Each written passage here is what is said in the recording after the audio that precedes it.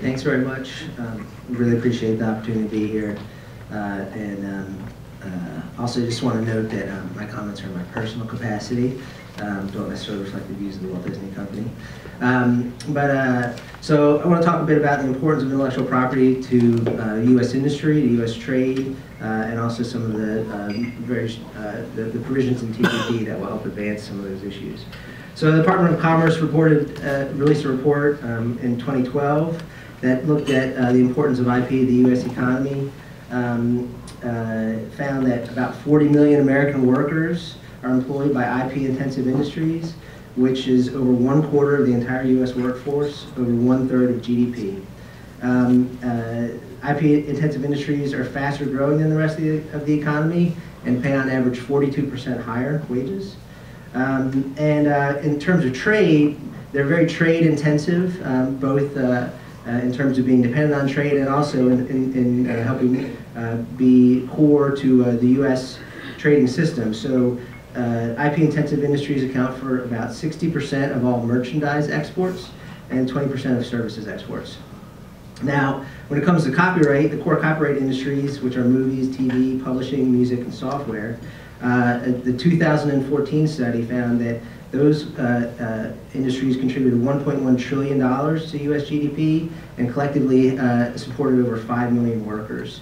And on a total foreign sales basis, had total foreign sales, so including products that cross the border as well as licensing and royalties, of over $150 billion in 2013.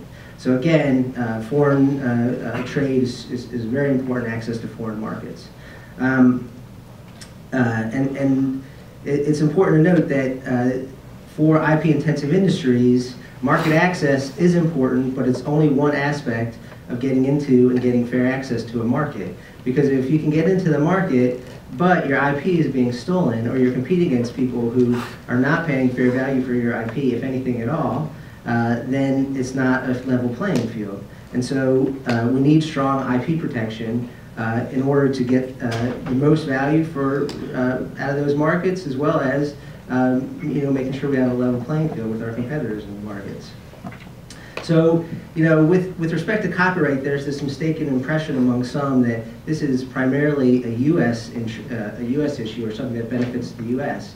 But the World Intellectual Property Organization has done a study looking at the size of the copyright-intensive industries in various countries throughout the world, and just looking at some of the TPP countries, they found that in Australia, over 7% of GDP is attributable to the core copyright industries. In Canada, it's over 5%. In Malaysia, it's over 5%. Mexico is about 5%. Singapore, over 5%. And actually, employment is actually higher than those percentages in each of those countries because some of the core copyright-intensive industries, like movie, TV production, are actually quite employment-intensive. So, these trade agreements are hugely important in helping raise standards for us. And first off, also let me take a moment to talk about trademarks, because it's often overlooked. But protection for trademarks is a huge benefit of our free trade agreements.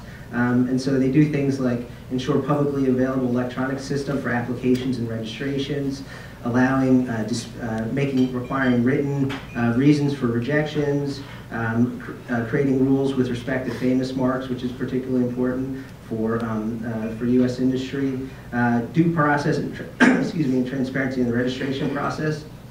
So all those are very important for IP-intensive industries in which trademark is very important. Also, the FTAs create enforcement rules that are very helpful, because if you think about a system, if you have a set of rules, which many countries do actually have, rules that related to IP already, but they're effectively unenforceable, or there's no criminal enforcement with respect to infringement that should be treated as criminal, then you effectively don't have a right. And so our FTAs have done a great job increasing enforcement remedies, both on the civil side and on the criminal side in appropriate cases. So these are things for like criminal penalties for commercial scale infringement, ex officio authority for enforcement officials, injunctive relief, statutory damages, deterrent level penalties. These things that are sort of par for the course in a country with a rule of law, but are missing in a lot of legal systems. So to talk about a little bit about copyright, actually I want to talk about it in a somewhat different way than you might be used to thinking about it, which is digital trade. Because increasingly, copyright is all about digital trade, and digital trade is all about copyright. And so TPP in this regard is by far the best FTA ever in terms of promoting the economy. It requires no duties on e-commerce. It's the first trade agreement ever to provide binding provisions on the free flow of data. It prevents server localization policies. In general, the services commitments relating to internet-delivered services were fairly strong, particularly on the content side of things, which is important to prevent discrimination against U.S. internet-supplied services.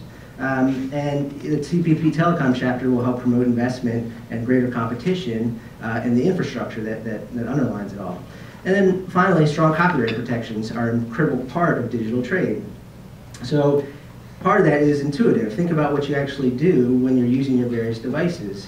You probably read articles that were written by a copyright-protected industry, and you probably watch TV and movies for a big chunk of that time, especially in your non-work hours, which are, again, copyright protected.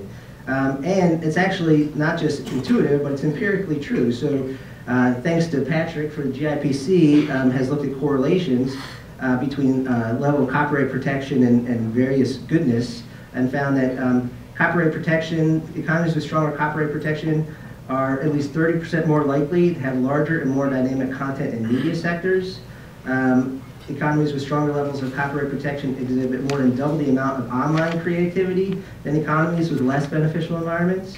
And even access to digital technologies and creative content. Economies with strong IP protections tend to experience greater access to digital technologies and online creative content compared with economies with weaker IP environments. So the strong protection is actually very virtuous with promoting a legitimate digital trade. So TPP does a number of important things in this regard. First off, it ensures that there are remedies in the digital environment to the same extent as in the physical, provides aiding and abetting liability, which can be important in the digital. It's not just a digital concept, but also can be important in the digital area. Implementation of the WIPO Internet treaties, which have been around since '96, but some countries still haven't implemented those.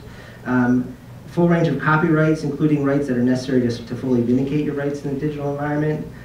Legal remedies against circumvention of technological protection measures. So let me talk about this, because TPMs, that's a lot of syllables, so some people kind of nod off even before you get the whole word out there, or the whole phrase out there. But so a couple nights ago, I watched a movie at home. It was a movie that was not available in Netflix, so I started out in my SVOD provider. And so I looked around, and there were 3 services that offered it at 4 different price points, and that was just on the rental side. And then obviously, if you wanted to buy it, each of those services had different terms of use in terms of how many devices you could download, if any, how many people you could share with it, if any, etc. Now, each of those, and obviously I'm looking at an iPad. So all these digital services that we love and that have expanded your access to content on the device you like, at the time you like, etc., they are made possible by technological protection measures, because first off, technological protection measures are actually built in, and they create, when you have a term of service, that's how those are effectively enforced. So to sort of round this out, I ended up renting the movie for $2.99.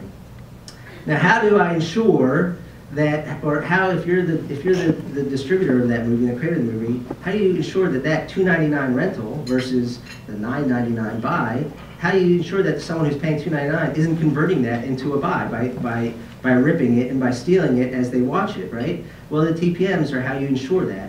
And so all these new digital distribution models that we love and that consumers enjoy and that are flourishing, I think there's going to be a study out today that shows something like over 200 different services.